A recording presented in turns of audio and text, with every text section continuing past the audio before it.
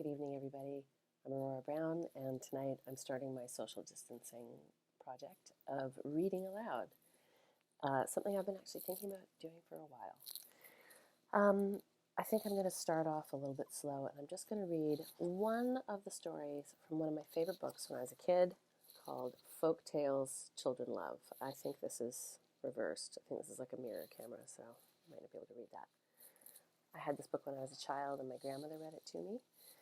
And tonight I'm going to read one of my favorite stories called The Easter Rabbit. And we're kind of coming up to Easter time. So tonight we'll just start with this one little story, see how we go. I hope you enjoy it. I hope you're having a good time in your own home and that this helps you have a pleasant evening. The Easter Rabbit. Once, many years ago, winter stayed a long, long time. The children liked winter. They liked to play in the snow and slide on the ice, but they did want to see spring again. "Let us go to the woods," they said. "Perhaps spring is there." So they ran off to the woods, but they did not find spring. It was cold in the woods, and the trees were bare. They could not see any birds or flowers. North Wind and Jack Frost were still playing about. They tossed the children's hair and nipped their noses.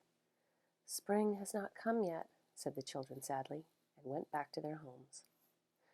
A few days later they tried again, but North Wind and Jack Frost ran to meet them. They could not find spring, and again they went home sadly. For a little while the children kept going to the woods every few days, but still they did not find spring. "Spring cannot be coming this year," said the children sadly. "We shall not go to the woods again. What is the use?" So they stayed at home. But spring did come at last. North Wind and Jack Frost hurried away the minute they saw her. The tree buds began to grow bigger and burst into pale green leaves. The little flowers poked their pretty noses out of the earth. The birds began to twitter and fly about with bits of straw for their nests. "But where are the children?" asked Spring. "Every year they come to play with you birds and flowers and woodfolk. I miss them." "We miss them too," twittered the birds. "They always like to listen to our pretty songs." "We miss them too," said the flowers. "They love our sweet-smelling blossoms. They are good children, and they never tear our roots." The little baby rabbits said, "We want to see the good children. We want to hide in our holes and watch them play." "I know what is the matter," said Spring. "They have not heard that we are here. Someone must go and tell them. Will you go, Robin?" "I would like to go very much," said the robin, "but I'm very busy just now. I have to finish my nest. Perhaps the fox has time to go."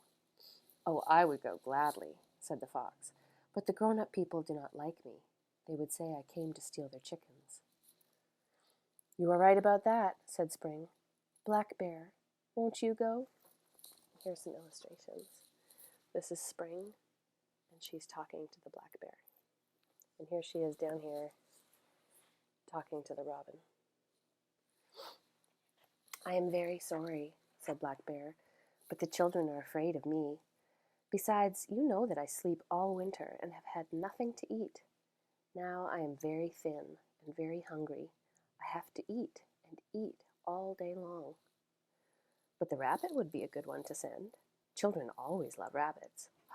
"The very one," said Spring. "Will you go, Bunny?" The rabbit was just going to say no, because rabbits are very shy, but it made him very happy to hear that the children loved him. "Yes," he began, "I will go." Then he thought of the dogs. Rabbits do not like dogs. "The dogs will catch me," said the rabbit. "Oh, no," said Spring. "You can go at night. The dogs will be sound asleep. They will not hear you." "All right," said the rabbit, "but how shall I tell the children that you are here?" Spring did not know. Then the birds and the flowers and the baby animals began to whisper together. After a while, they thought of a way for the rabbit to tell the children. Then they wove a strong basket from twigs and leaves. They pulled soft green grass and made a lining for it. Then each little bird brought an egg from her nest and put it in the basket. Some eggs were as blue as the sky. Some were as brown as the earth. Some had little brown specks as if they had been spattered with paint. And here is the illustration of the birds. So there's little eggs, and there's the basket that they're weaving. Over the eggs, they laid a cover of fresh spring flowers, pink and blue and white. Bunny lifted the basket on his back, and the birds and the animals tied it on firmly. "Goodbye, Bunny," called all the wood folk. Bunny hopped off toward the town. The streets were very quiet. Everybody was asleep. He did not feel afraid at all. Bunny knew where all the children lived. First he hopped up to Betty's house. He made a little nest of green grass. He put a blue egg in it and some violets. He laid the little nest on the doorstep. Then he hopped off to Teddy's house. He made another nest of soft green grass. He put a brown egg in this and some wildflowers. Then he laid it on the doorstep and hopped off to Peter's house. Or Polly's house. Oh, and here's a very large illustration from earlier in the story. "But where are all the children?" asked Spring. There she is in her beautiful neo-something 1930s kind of inspired look. He made a little nest of soft green grass for her and for every other child in the town. In each one, he put an egg and some spring flowers. He had enough eggs and flowers for all the children. When his basket was empty, he hopped away to the woods. Next morning, Betty ran to the door to see if the sun was shining. There on the doorstep, she saw the little green nest. "Oh, how pretty!" she cried. Teddy ran to his door and found his little green nest too, and so did all the children.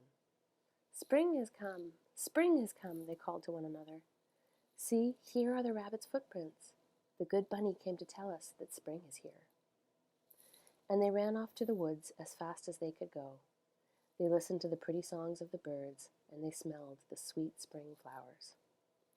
The baby rabbits and foxes peeped out from their holes and watched the happy children. The rabbit was very glad that he had gone to tell the children that spring had come. He has been coming ever since at Easter time with nests of eggs and flowers, and that is why he is called the Easter rabbit. The end of that little story. You know, I never clocked that the birds gave up their young. They sacrificed their own babies for this whole enterprise, and I never really thought about it until this moment. It's pretty grim. So that's it.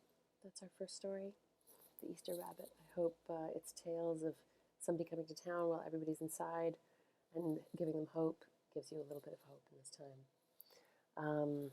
I guess I like the bunny stories. I have talked about reading Watership Down here. We'll see. Anyway, leave your comments. Like and subscribe, guys. Yeah! No, just say if you enjoyed this, and maybe we'll try it again tomorrow night at 9:30. Good night.